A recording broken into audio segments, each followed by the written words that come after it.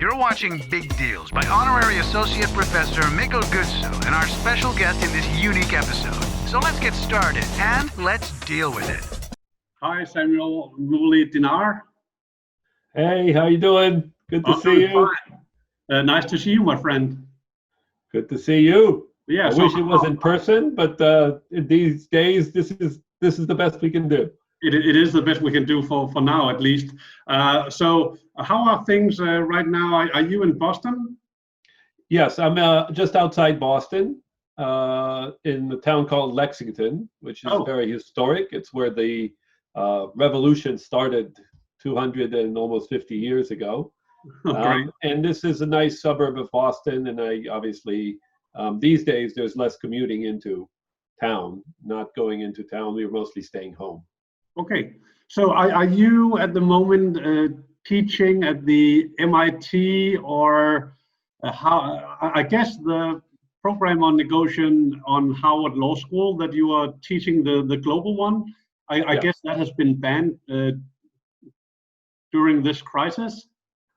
Yeah, so I have several parts to my teaching. At MIT, I've been teaching graduate students, so PhD candidates and master's degree students.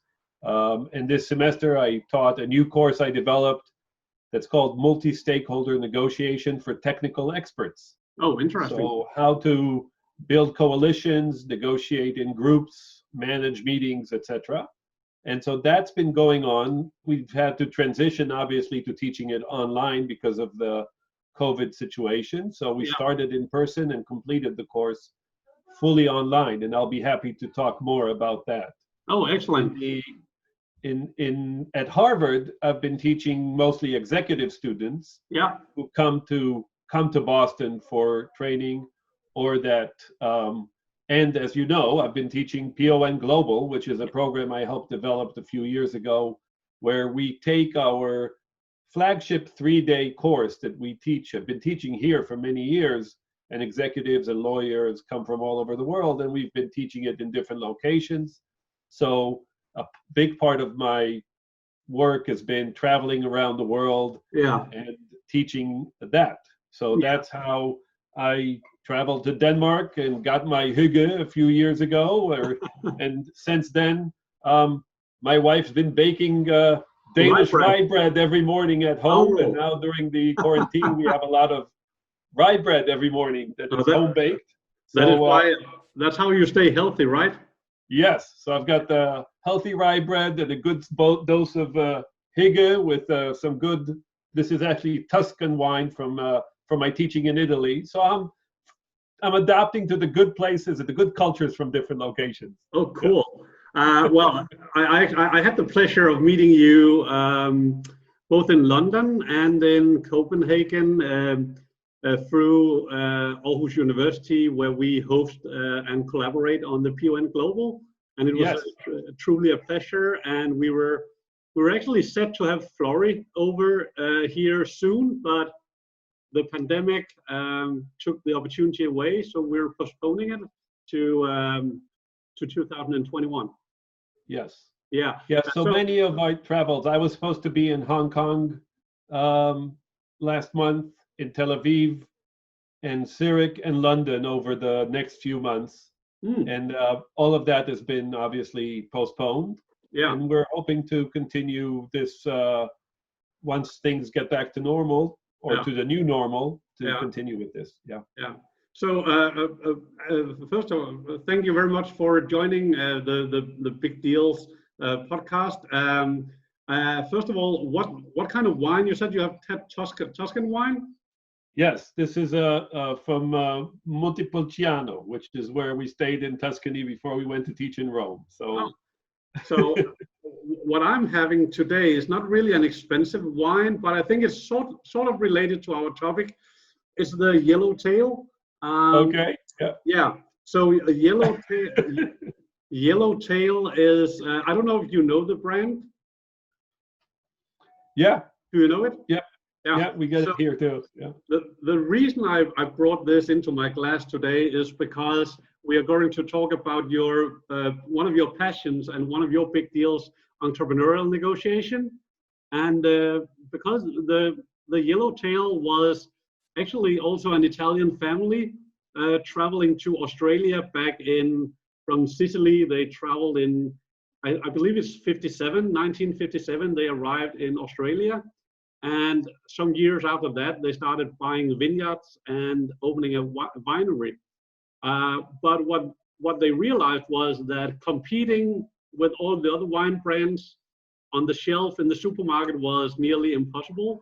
So in 2001, they decided to instead of refining and making the wines more and more expensive and artistic, they decided just to make a very drinkable wine.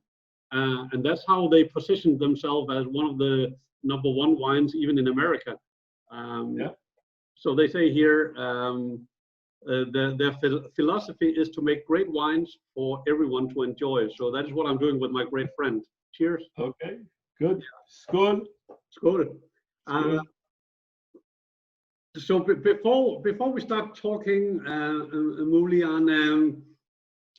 on the great book you wrote on entrepreneurial negotiations together with Lawrence Susskind, could you just introduce briefly your career on entrepreneurship and your background prior to being one of the best teachers on negotiation and doing what you do now? Yes, thank you. Thank you for that. And it is a unique route. So yes, my background is as an engineer.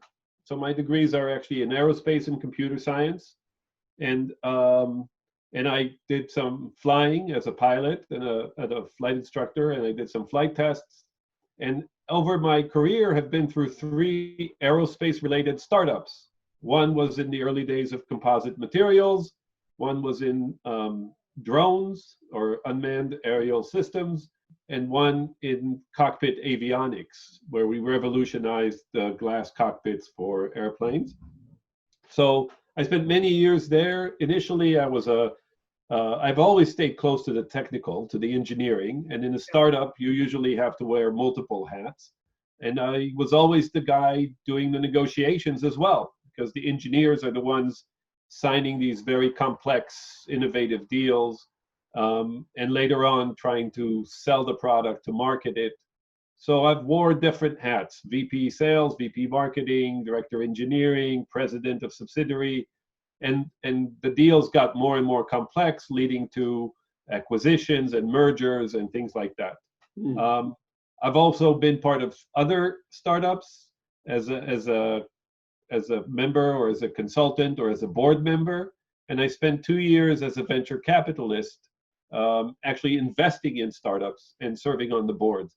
So I've been a lot around the world of entrepreneurship and startups from very different angles, as from the innovation side, the entrepreneur side, the executive team side, the board member, the investor. And I made my way into negotiations as a necessity of making my job better, making the company I work for better, and structuring better deals. As an entrepreneur or anybody working in that domain, you make a lot of deals all the time. Some of them are big deals, like your show is called, and some of them are smaller deals, but you're always negotiating. And because the world is so complex and uncertain in that world, you're always renegotiating as well. So I took courses to improve my negotiation at the business school and later at the law school to improve my softer skills side. I became a mediator in the community, which was unrelated to work. This was more related to my work in education in schools. And this is an environment that is more consensus building. So after becoming a negotiator and a mediator, I was invited to start teaching at the program on negotiation. And one thing led to another. And over the past decade, I've helped develop several programs on negotiation, a couple of programs on mediation, and as you said, at MIT, a course on entrepreneurial negotiation that is Larry Susskind, who is my co-author. And we published a paper together and a book together. And now I've developed another course for MIT for multi-stakeholder negotiation, and a program that brought me back to start, which we started this year with a special certificate where graduate students could get a certificate in engineering leadership as a minor to their engineering PhD or engineering master's degree. Yeah. Oh, great. So when we look, because I have also, as you know, my career, I've been also counseling as a lawyer and negotiator, various companies such as entrepreneurs, and that's why I was struck by your book originally when it came out, because no one had really focused on there are a lot of books on negotiations, quite a lot to be frank, but there are none on this very specific kind of negotiations and people and the mindset and all of the emotions and maybe sometimes also lack of educational background or even experience involved. So I found it very interesting that you were the first guys, you and Lawrence, to make a book on it.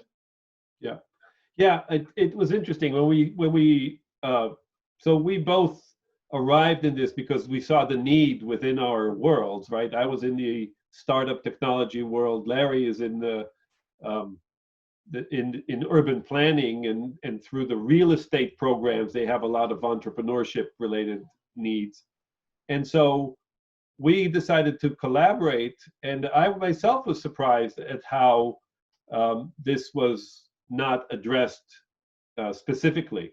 Yeah. And when we were pitching the book, some of the publishers said, well, negotiation is a niche and entrepreneurship is a niche. So this book is actually a niche of a niche. And we said, yes, it's an empty niche and someone needs it. And there are many people that need it. So I tried to write the book that actually would help me help the Mooly from 20 years ago or 25 years ago. Yeah. Because I had to wing it. I had to learn all these things. I learned none of this in engineering school. I learned none of this on the job training. I had to wing it and learn it as I went. Later, when I did my business education, I learned a little bit, but I realized how much more there is to learn. Yeah. And in the entrepreneurial world, as you know, whether you're an entrepreneur or whether you work for one, or whether you're a client of one, or whether you're a lawyer or a consultant for one, the uncertainties are huge. The pace is very fast usually, and they don't have time to say, okay, I'm going to take 3 months off and go study something. They needed to have it packaged in a book that would be useful to them, very practical. Yeah. They could read it a little bit at a time, and it would still make an impact and improve their personal performance and business performance. So that was the objective. I totally agree, and my interest in the subject negotiation as per se is also that it is interesting how this is a skill you cannot come around in life without having some sort of skills or competence within. Yet it is a skill that is not taught mandatory. Even at my university, my course is on master's level. It's a course that the students they need to apply to have, and most of the students they come in thinking, why is this not mandatory? When they leave the course, they realize they can always come out and read a book on a legal topic and get smarter by factual knowledge on that, but this is much more of a competent regardless of what you're working with. Yeah, I think you're absolutely right. This has been, so the program on negotiation here at the Harvard, which is sort of the place where many consider the Mecca of negotiation, or started 40 years ago out of a group of founders who really realized that the world needs more negotiation, skill building. You can't resolve disputes by fighting wars. This is the generation that came out of World War II, right? Yeah. And so it needs to be multidisciplinary because it's not just law, it's not just business, it's not just government, it's diplomacy, it's urban planning, it's coexistence, it's many things. Yeah. And it needs to be rooted in the practice. It can't be just theoretical studies about game theory or something like that. It needs to be rooted in the psychology of people and how they actually interact with each other. Yeah. So you're right. In many schools, it was not mandatory or didn't exist. No. And now law schools have it as part of their curriculum. And Yeah. this is usually, like you say, it's a master's degree. Mm. I believe this should be taught in middle schools and high schools. I agree. I believe this should be taught in any profession. Yeah. To get better results and to make the world a better place. I can actually reveal to you that I'm in the beginning of writing a book called The Ultimate Children's Guide to Negotiation, where I will actually try to take all the knowledge we have on adult negotiation, but put it into pocket-sized information that both the children will get something out of, and even the parents reading it to the children will get something out of it. I think that will be a fun take of it. So I'm working on that right now, actually. And coming back to your book with Lawrence Susskind, Entrepreneurial Negotiation, as you say, it's a niche of a niche, but you can also say like Yellowtail was mentioned in the Blue Ocean Strategy, yeah. That choosing to write on a niche subject also gives you the opportunity to be unique and be the only one who have done it, right? And what you identified in the book was sort of 8 topics and 8 common mistakes that many entrepreneurs fall victim of when they start doing their business and start getting investors on board, or maybe even negotiating with manufacturers and suppliers. Maybe you could shortly just touch on the 8 mistakes, and then maybe talk about the 2 of the mistakes that you see as most crucial. Yeah, great. And maybe just before I do that, I'll say why we got to the 8 mistakes. Yeah. So the way we start with the basic question of, so what is unique about entrepreneurial negotiation? Yeah. Right? Why do you need a book that ended up being titled Entrepreneurial Negotiation, right? Because, and what we found out to do that, we said, let's interview as many entrepreneurs as we can. And because we want to make it very practical, let's ask them how they learned to negotiate. Yeah. Because many of them, as we discussed earlier, did not have an education in negotiation. No. We found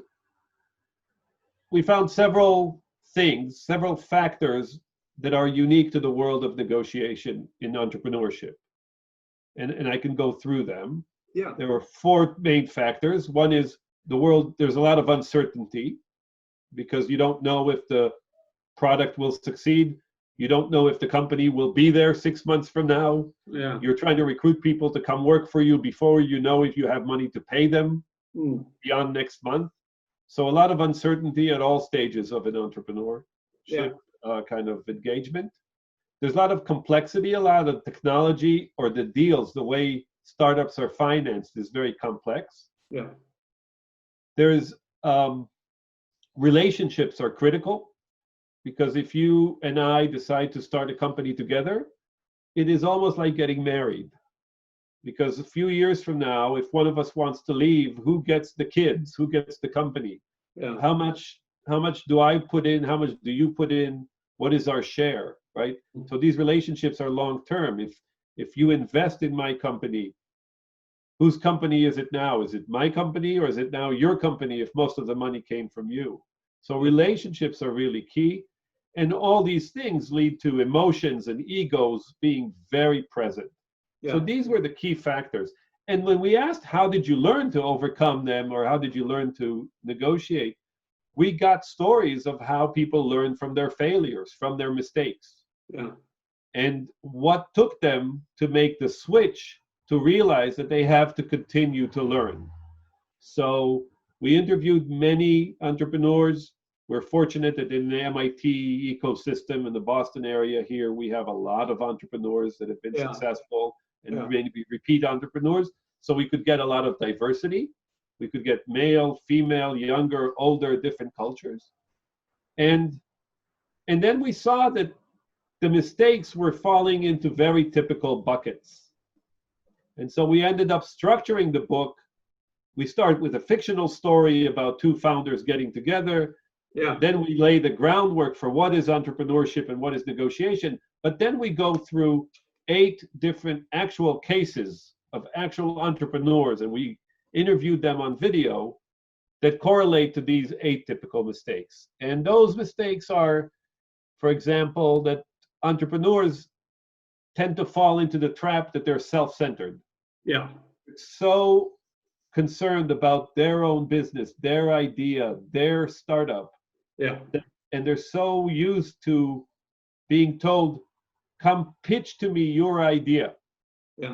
And the idea of pitching is one way. I throw, you catch. And the typical mistake is, if you're too self-centered, there may be not someone there who will catch what you throw, or you may not throw the right way or the right language or the right idea for them to be interested. So what we try to say is all of these meetings are negotiations. You have to know your audience, you have to listen, you have to problem solve together, not just pitch in one direction. So when I talk about negotiation, I very often touch upon the subject of make it easy to say yes and make it hard to say no, which is actually originally something I first came across in the Getting Past No book. But when I use it more as that if I'm trying to convince you, I should not speak from my own mind. I should speak to your mind. Absolutely. Right? Because very often we think that what triggers me will also trigger the investor. Right. And that very often, maybe there's a slight overlap, but the big portion of it from my perspective is not the portion that will trigger you into investing in my idea. So the whole thing about putting yourself not in the shoes, but in the mind of the audience is to me one of the key principles of being a good negotiator. Absolutely. I think you're absolutely right. And this is true. I mean, in the framework that we've developed, we say you're negotiating with very predictable types of negotiating partner. So an investor would be one of them, a client would be another, your internal employees would be another group, your agents that go out there to represent you are another group. And you're absolutely right. All of these require a different language and a different priority of what you concentrate on. And many technology entrepreneurs are in love with their technology. And they love talking about the technology. When they meet a client, they need to remember that the customer, the potential customer, is not necessarily interested in the technology. They're interested in what can this product deliver for me that is different than what's out there. And the technology is a way of enabling that, maybe. It's a differentiator. But the real interest and the value are different. So you're absolutely right. It's being able to put yourself in the shoes and the mind of the other side and framing the discussion accordingly. So we include in our book some checklists for how to prepare for negotiation. And one of them is called the 3 perspectives. Is how do I prepare from my perspective? How do I prepare from the person I'm going to be negotiating with from their perspective? And how do I see this if I'm looking from the balcony or from the bird's eye view? How does what's the situation that's going on? Because that really helps you take you out of that self-centered trap. So one very funny thing I very often come across when I work as a consultant with being business people or lawyers, and they ask me for an advice, and they have maybe drafted an email or they have drafted a pitch, and they say, could you look at this and tell us if you think this will fly? And very often I ask them, well, how about you try to become your counterpart? And then I want you to read it, and what is the target reaction you're trying to achieve? Oh, I want them to say yes to this. Okay, so if you try to take the perspective of them and read this, and then answer me, do you think you would say yes? Would you have the target reaction that you hope that they will have? Will you have that yourself if you were them? And in nine out of 10, they actually come back and say, I don't think I would say yes to this. And then I say, well, then we need to go back to the drawing board and write the same thing, but in a different perspective. Right. And that is one of the very interesting things, that where people really start to think, because a lot of them, they think it's about writing what they want and then crossing the fingers to see if it lands. But it only takes 2 minutes of them testing it on the other party being themselves before they actually say, we need to redraft this. Yeah. So it's a very simple exercise, but it's so powerful. Very powerful. I mean, you bring out two things. One is when they show you the presentation and you say, will this fly, or whatever their question is, the first question is, who is your audience? Yeah. Right? Yeah. Because for every group you're presenting, you need a different audience. Even if you're asking for money, when you're coming to ask your uncle for the very first check to support your endeavor, it's a different conversation than when you go to your first angel investor. Sure. And that's a very different conversation from when you go to your first venture capital firm to ask for money. Yeah. Because they all have different criteria and different things they are looking for. Yeah. So even within the same type of discussion, you have to really understand, and every venture capital firm may have a different way of prioritizing and what they're looking for. So you're absolutely right on that front. The other thing you hit on the head is this role play mechanism, which is really useful. It doesn't take a lot for people to be able to role play, and that's the way we teach negotiation. Yeah. Still, many people in their real world, in their real life, fail to take the time to try to put themselves in the role of the other side or the other party. One of the reasons, I think, is because, first of all, they have not thought about doing it. Second, they think it's time consuming and not necessarily effective. But the thing is, very often, if you do it in a structured manner, it can take anywhere between 5 and 15 minutes. And those 5 and 15 minutes will make the world of difference. Yes. And I also think that some people, when they say they do it in what I call a nose tip empathy. They only go so far into the other party, saying, oh, they're probably looking into 5-doubling their investment, so I will focus on that, instead of actually examining the actual audience, this actual business angel, this actual venture capital company. What are they writing on their website? What are their key priorities? How can I, without being too obvious that I have read their priorities from the website, how can I, without being too obvious, integrate the topics or some of the words into my presentation so that they will have a feel good when they read it or when they hear it, without knowing it has been sort of manipulated to their perspective.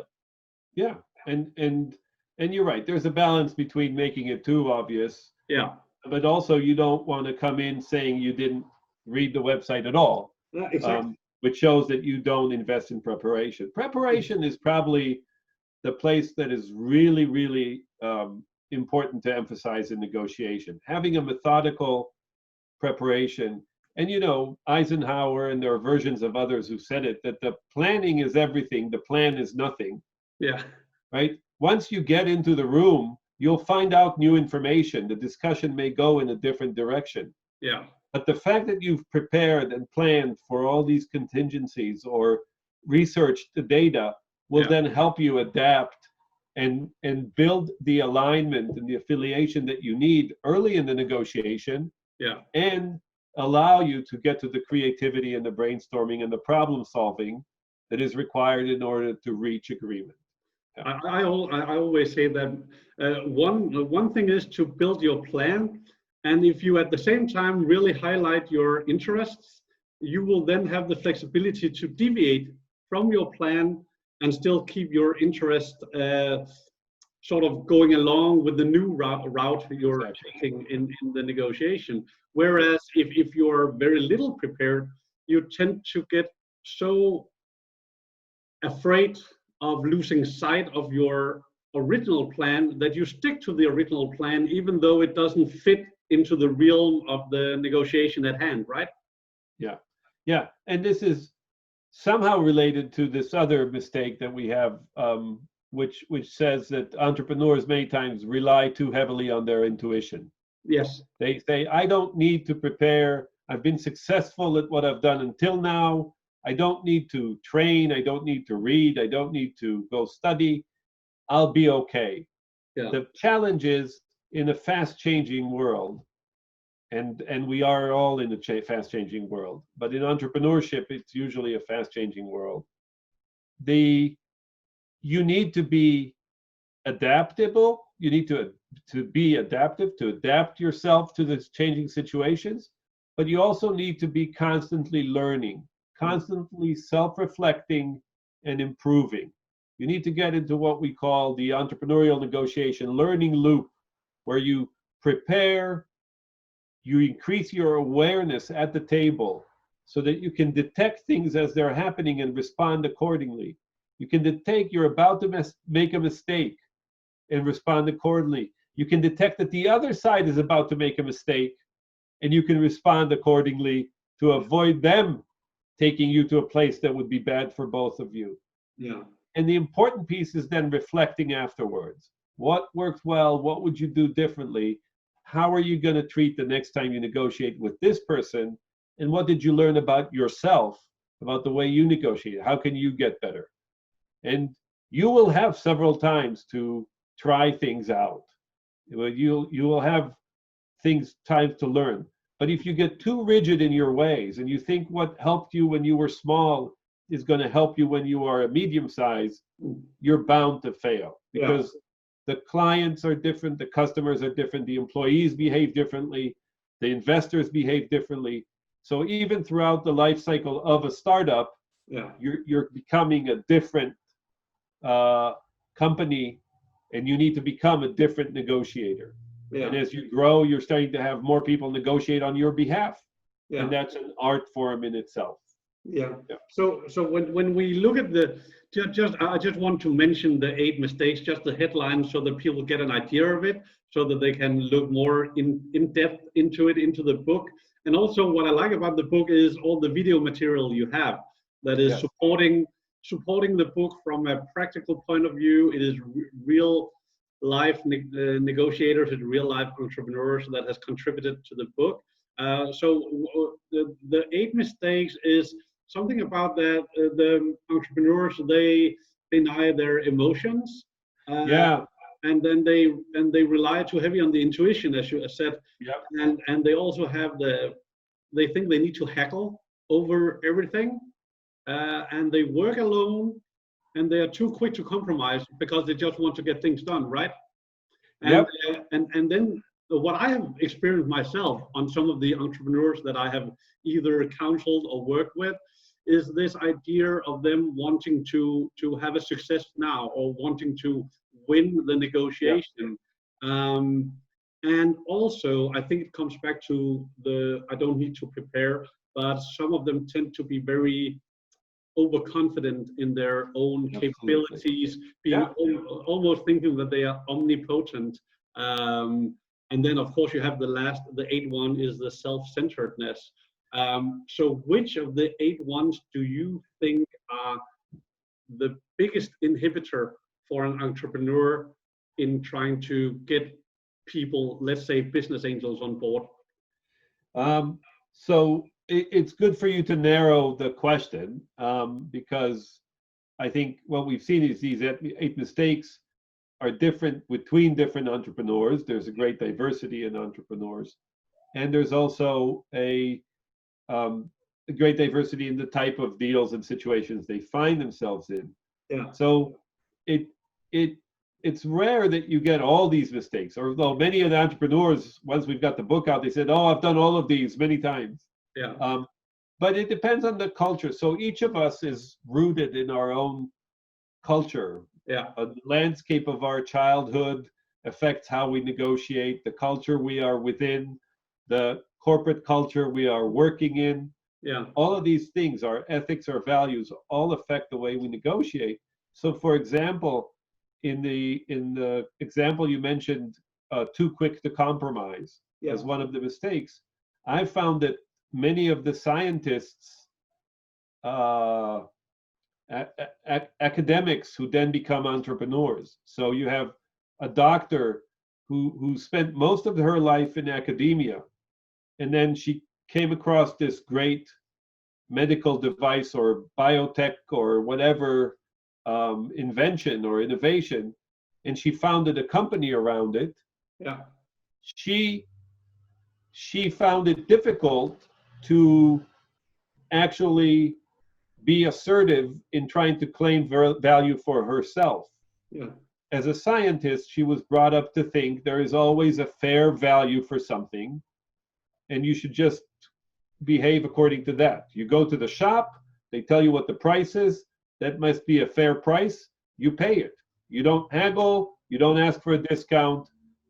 If you want to know what something is worth, you go to an appraiser, you show it to them, they tell you what it's worth, and that's the expert, and you have to accept their opinion. And they are surprised that in the startup world or in the ideas world or in the innovation space, valuing the idea or valuing the innovation or valuing the company is very difficult. Mm-hmm. And the range of results varies widely. Yeah. So you could go and talk to people and they will tell you your company is worth $100,000 and someone else is going to say it's worth $5 million. Yeah. Right? And so where are you on that spectrum, and how do you assert what you believe, and how do you not then fall into satisfying the other side for the relationship, feeling, oh, I need this relationship, so I'll just give in on price, or I need this relationship, so I will pay this person whatever amount they want to come work for me because I really need their expertise. Where in business, including entrepreneurship, they could be really the engineer that you want, but if they're asking for, way too much money, you should probably find a different engineer. Yeah. So that is part of the lessons for some people, and some people, like you said, are exactly the opposite. Yeah. Their challenge is that they don't like compromising. They think compromising is losing, and they will try to force everybody to their opinion, even if it means being a bully and using force. So they end up in a different spectrum. So I don't think there's one that I would say is typical.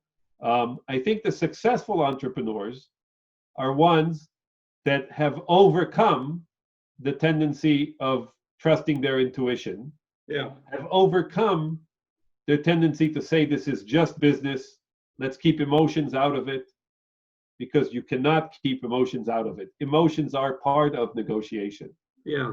So many of them say, many of the successful entrepreneurs we talk to will tell you that it was a different point in their life or a different event that caused them to learn really to overcome the self-centeredness or the desire to compromise. Yeah. So what I have seen happen a couple of times is that especially a product-oriented company, when they start to search for the first manufacturer who will help them make their prototype and the first commercial product, that they are so thrilled that someone will just talk to them that they simply accept the price, because for them it is getting the product put into production. So when you come as an investor, there are very often a lot of optimization to do, because very often the cost structure has not been negotiated at all. Exactly. Right. And another thing regarding the emotion is that I have found quite a lot of entrepreneurs that simply get taken personal when someone comes with a different valuation, or when someone applies the tactic of nibbling in the end by saying, oh, but by the way, I said your company was 5 million worth. I now believe because of failing sales or whatever that it is 3.5 worth. Then suddenly the entrepreneur says, I'm leaving. I cannot trust you. I will. You don't have the same values as I have, etc., etc. And then they take it so personal that they leave the negotiation, and sometimes they excuse it by, they are very corporate, and that's not how I run my business. No, but you need to run your business more corporately to grow your business. Exactly. Yeah. So some of it is how the business is run, and some key business-related skills that you will learn in entrepreneurship courses on marketing and finance and pricing, etc.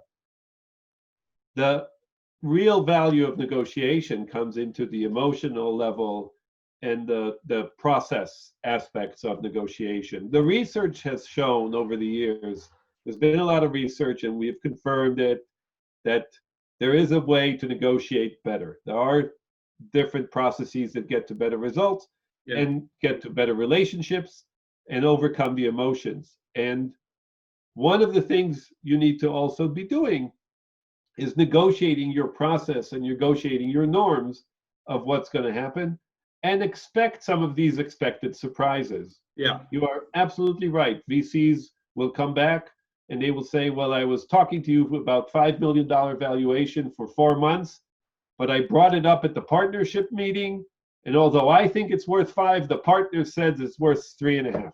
Yeah. And this is expected, and you need to be ready for it.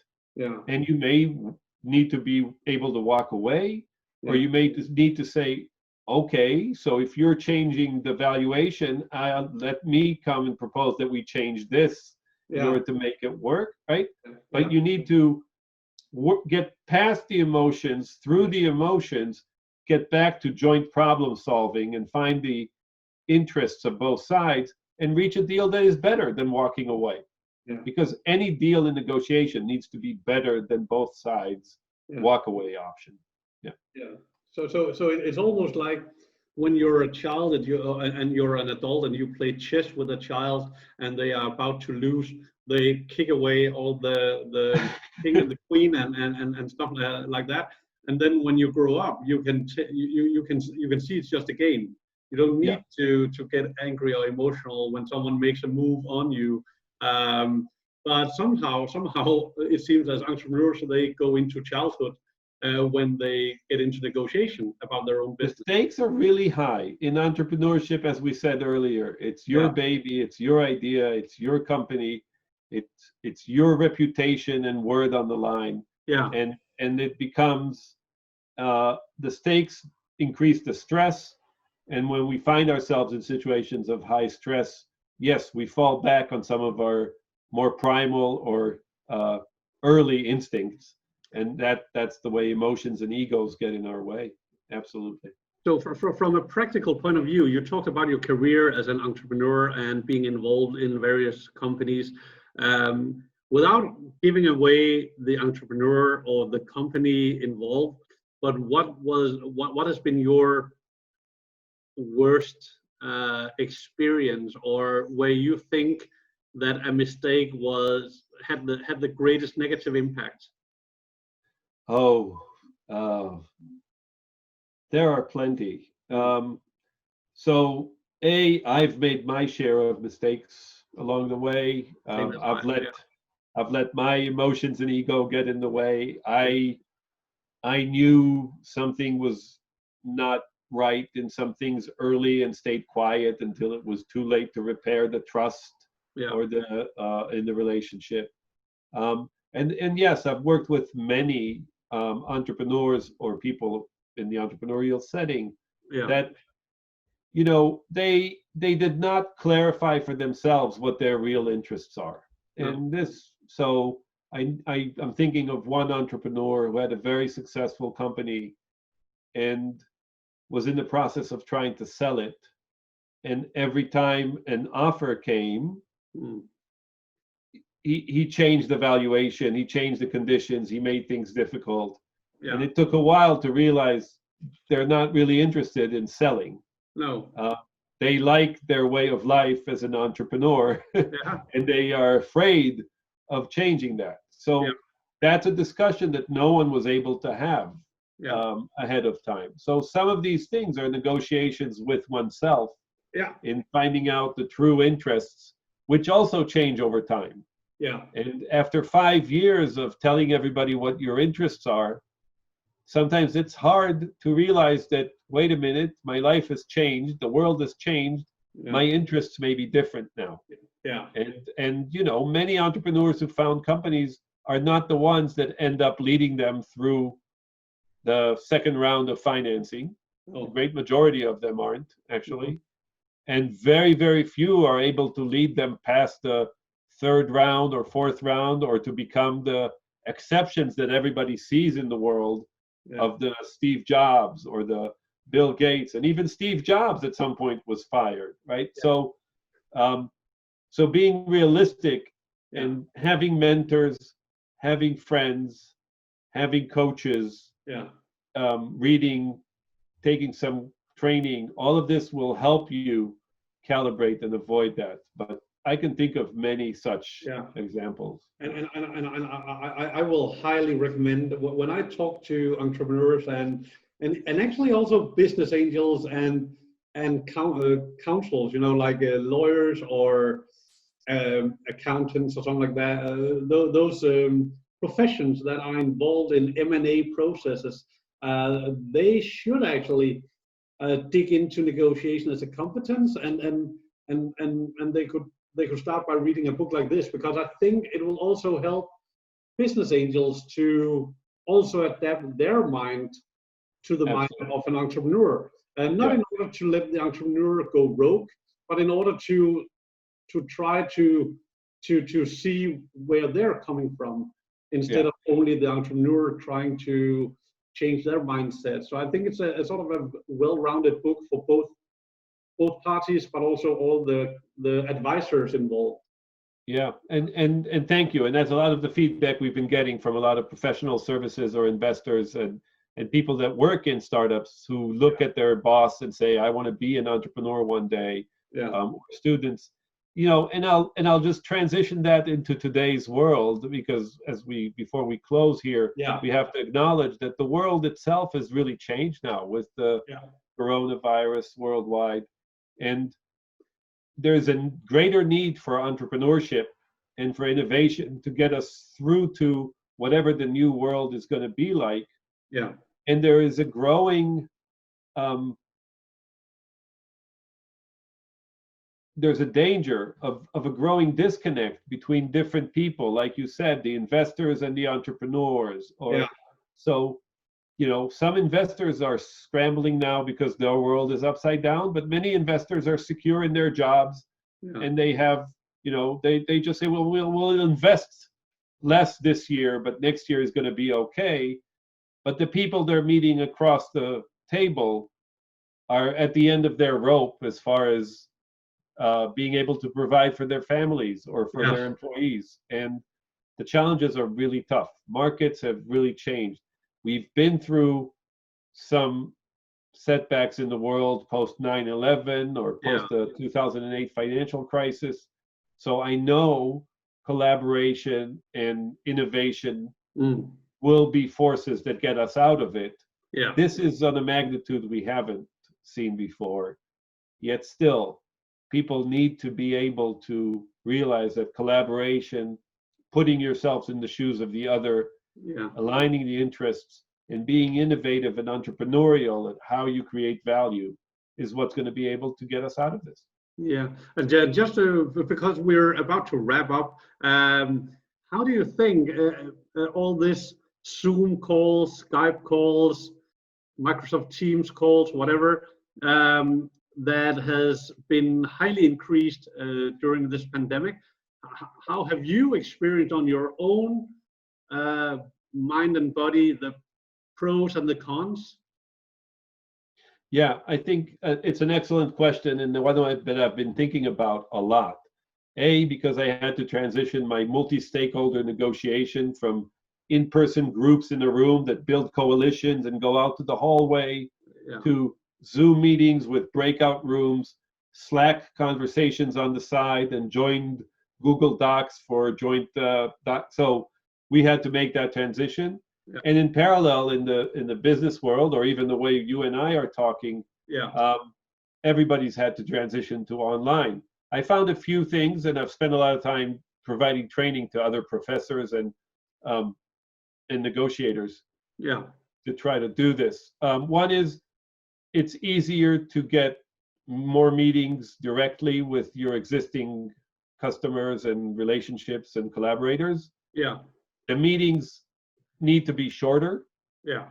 And you could have more meetings. So if you used to think let me come over and we'll negotiate for 3 hours and sign this agreement, why don't you plan 3 meetings of 40 minutes rather than try to get everything done in 3 hours over Zoom, which is extremely tiring. Yes. That's one thing. The other thing is negotiating your process becomes even more important, especially when you have multiple people. Then the role of the facilitator becomes important. Yeah. Because you lose all the signals for who's going to speak next. Yes. Who can jump in when? Yeah. How long are people going to speak? So that's the other thing I've been finding. So some of the people have been used to negotiating, some online and some in person. They've been making the transition a little easier. 2 things that I found that were not a surprise, but I didn't think of them going in, were you need to make more of an effort to build rapport, get some of the situations that add a little humor, add a little touch, like we did with the wine and the rye bread for my Danish hygge, right?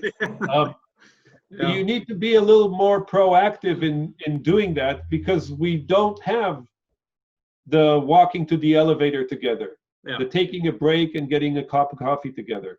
So we need to make an effort of doing that online, showing vulnerability, exposing some more personal information. So that is also something that I found people really need to pay attention to, is just being more explicit at negotiating your process of negotiation and setting an expectation for what is our objective for this meeting, for this half hour. Yeah. Let's spend 10 minutes on this, 10 minutes on this, and 10 minutes planning the next session. Okay, right? Good negotiators do that in negotiations. It becomes even more important online. I also think, just to wrap up with what I have experienced, I've just been involved in a BA round, Business Angels round, where the pros of the Zoom and the Skypes and the Teams, I think the pro has been the access to each other, the frequency of meetings. People have been able to work in the evening and let's all meet at 9 o'clock in the evening. And actually have a glass of wine because it's in the evening and stuff. So that has been definitely a pro, that it has been easier to set up a meeting and clear something in the business plan, or clear something on the strategy or in the accounts or whatever that needs to be discussed. But I'm definitely on board with you on the rapport thing. That what surprised me actually was that, given the many meetings, I thought the passion would transcend between the parties.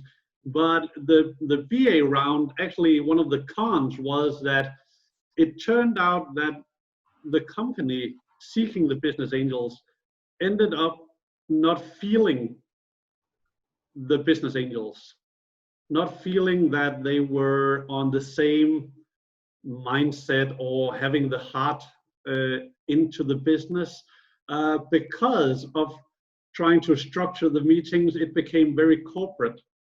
So we lost some of the heart in it, and it actually became an obstacle in the end, because at the end, as you know, you make your decisions also out of your gut feeling, right?